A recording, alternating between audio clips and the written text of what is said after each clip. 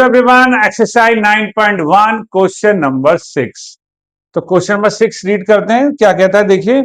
A 1.5 metre tall boy is standing at some distance from a 30 metre tall building.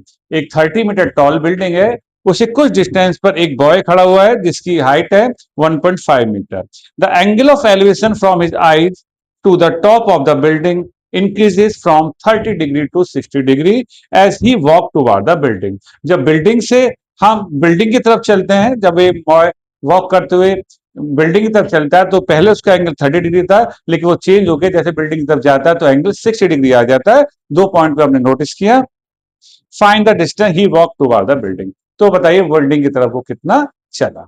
Okay, तो question कुछ इस type का है कि एक बिल्डिंग है ये ए बी, जिसकी हाइट है 30 मीटर, ठीक। और कुछ डिस्टेंस पर सपोज एक बॉय खड़ा हुआ है जिसका नाम सी डी रख देते हैं, और उस बॉय की हाइट है 1.5 मीटर। ओके, तो हुआ ये कि एक बिल्डिंग ए बी क्या है, बिल्डिंग। सी डी क्या है, यहां लिख दीजिएगा, A B equal to building और C D equal to boy. एक बॉय है ना, अब बीडी डिस्टेंस हो गया।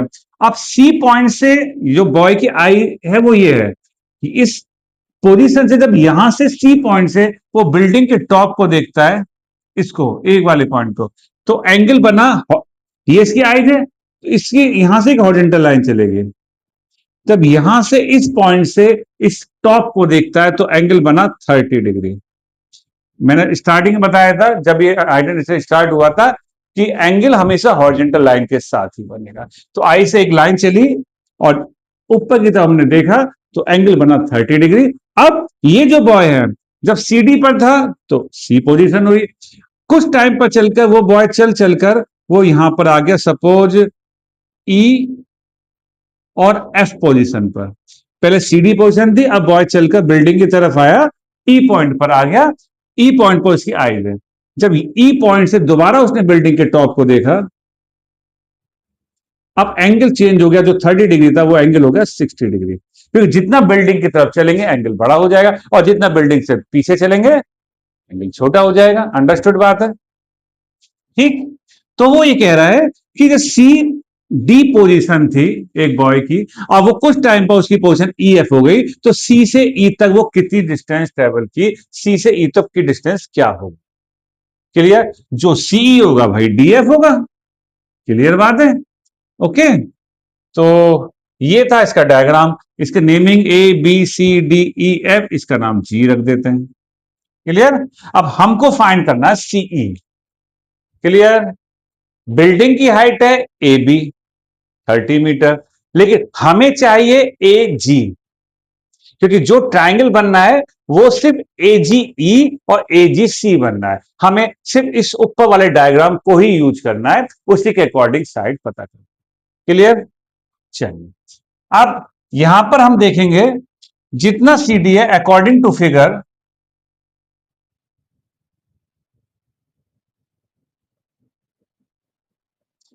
जीबी जो होगा, जैसे बीजी कर दीजिए, चलिए बीजी जो होगा वो सीडी के इक्वल होगा 1.5 मीटर। देखने में लगी रहा है रेक्टेंगल सा। अब अगर हमें एजी निकालना है तो ए बी में से क्या माइनस करेंगे, बीजी या जीबी। चलो जीबी, जीबी या बीजी एक ही बात है।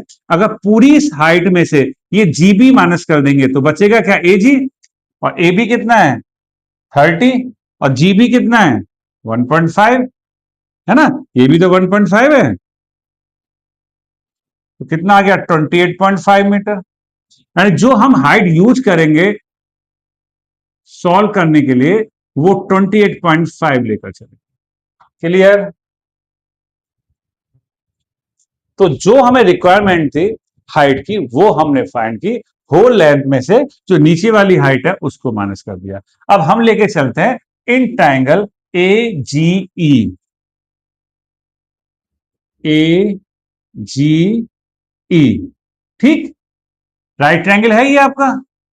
अब हमको एजी दिया हुआ है, ईजी हमें फाइंड करना है एक ऐसा ट्रिग्नोमेट्रिक रेशो जिसमें परपेंडिकुलर और बेस आता हो। वेरी सिंपल, कौन सा, टेन थीटा। और थीटा यहां क्या लेंगे, क्योंकि इस ट्रायंगल की बात चल रही है तो यहां पर थीटा क्या है, 60 डिग्री। तो टेन थीटा हो गया परपेंडिकुलर अपॉन बेस, और टेन 60 कितना होता है, √3। एजी कितना है, 28.5। ईजी हमें फाइंड करना है, कर दीजिए cross multiply. AG √3 equal to 28.5, और ईजी कितना आ गया, 28.5 अपॉन √3। ठीक, वैसे तो बाद में रेशनलाइज करते हैं, अगर अभी रेशनलाइज करने से कैंसिल आउट हो सकता तो अभी कर दीजिए। तो हो तो रहा है, ये कर देते हैं, चलिए √3 अपॉन √3। बाद में चाहे बाद भी हम कर सकते हैं, √3 3 9 जा 27 और 3 5 जा 20, तो ये 9.5 आ गया आपका। 3 9 जा 27, 1 3 5 जा 15, तो ये आ गया आपका 9.5 √3। क्लियर, आप चाहें तो बाद में भी कर सकते हैं, नो प्रॉब्लम। ये हमने फाइंड आउट किया ईजी। पहले ट्रायंगल लिया हमने एजीई। ट्रायंगल, राइट ट्रायंगल के जो भी यूज करेंगे ट्रायंगल, वो राइट ट्रायंगल उसमें जरूर होना चाहिए, राइट एंगल ट्रायंगल ही ट्रायंगल लेना चाहिए। तो ए जी सी, अब लेंगे इन ट्रायंगल ए जी सी।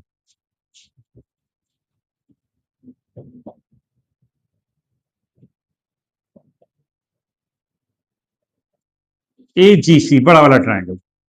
अब इसमें एजी परपेंडिकुलर पता है, बेस नहीं पता, तो एक ऐसा रेशो जिसमें परपेंडिकुलर बेस आता हो, तो वही जो पहले यूज किया था टेन थीटा। पहले थीटा 60 था, बट अब बड़े वाले ट्रायंगल में एंगल ये वाला है, क्योंकि सी पॉइंट से हमने देखा था, तो थीटा क्या लेंगे, 30। और परपेंडिकुलर एजी, और बेस कौन सा, ईजी या सीई, ना ईजी ना सीई, लेंगे सीजी, क्योंकि हमने ये होल ट्रायंगल लिया है, तो होल ट्रायंगल का बेस तो ये पूरा होगा। tan 31 अपॉन √3, एजी 28.5, सीजी पता नहीं, कर दीजिए क्रॉस मल्टीप्लाई, तो सीजी आ गया 28.5 √3। क्लियर, सीजी आ गया। हमें फाइंड करना सीई, नो प्रॉब्लम। सीई निकालने के लिए होल लेंथ में से सीजी में से ईजी माइनस कर दीजिए। अगर यहां से यहां तक की लेंथ में से ये लेंथ माइनस करें तो यही तो आएगी, तो क्या लिखेंगे इसे, सीजी माइनस ईजी। सीजी तो ये रहा, अब ये फाइंड करा था आपने, और ईजी कहां है, ईजी ये रहा 9.5 √3, तो ये आ गया आपका 19 √3 मीटर।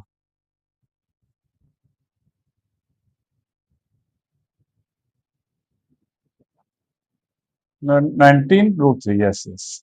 तो हैंस, लास्ट में लिख दीजिएगा, hence the distance he walk toward the building equal to 19 √3 metre.